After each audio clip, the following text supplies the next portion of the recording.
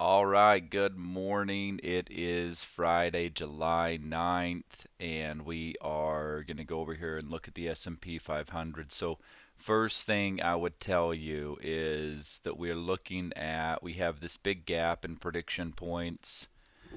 Um, Let me just draw this in so you can, there's a lot going on here, so I just want you to kind of get a if I'm not going to leave this on here, but that kind of gives you an idea that 23.5 is the midpoint.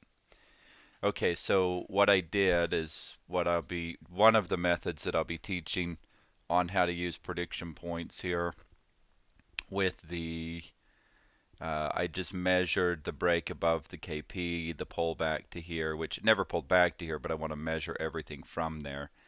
And it gives me this 39 quarter is sort of a minimum that we're looking for. But here's the thing that's a little bit tricky about any of this. By the way, there's also above that would be up here. But what could happen is we could probe up above this. I mean, you're seeing that we're probing up above these different, we're probing above these levels.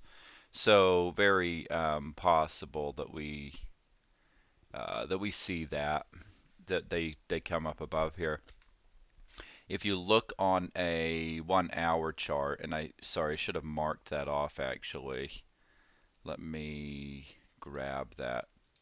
Let me just mark it off real quick here. So if you look at an hourly chart, there's a area that is a pretty decent supply area right there. So right around this KP. So this is interesting to me. I'll at least be looking at a possible short here, especially if it happens right at the open. If it pops right up here at the open, then I'm definitely interested in a short here. It's just in front of the all-time high up here at 53 quarter. And that's really all we have right here. So we'd really need to break up above. So above here, there's maybe a little bit of room up into here. And then they need to break the all-time high for anything more.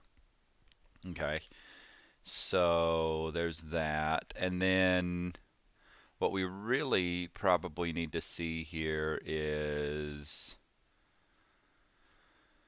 we have, let's see. So there's some areas that what I have highlighted here because there's nothing really in between here. So this would be really the most aggressive. And I pulled these off of a 10-minute chart. I like that a bit more than using the 5-minute chart.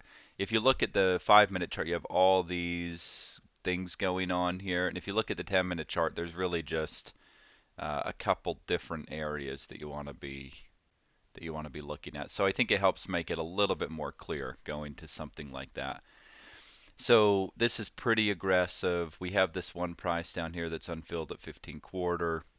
And the biggest thing I'd say about this morning is that yes, we have this. So if they pop at the open and they come up into here, I'm looking for potentially shorting it. But if they start pulling back, then I really want to see how that's going to play out. And I don't have anything really super great. I mean, this is kind of the first kind of decent area, and the market is open right now. So this is kind of the first decent area, I think. And then this would be also a pretty important area. And we really can't rule that out. They never did come back and test this after they broke it. So if they pop at the open, I'll be looking for potentially shorting it here.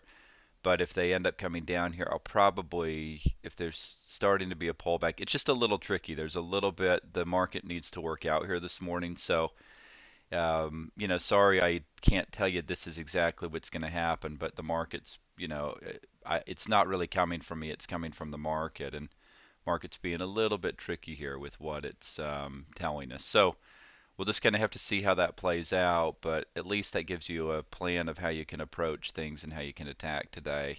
And then we'll be doing a review video today, so I'll see you a bit later for that. And just trade smart, take it one step at a time, and I'll see you in the review video a bit later today.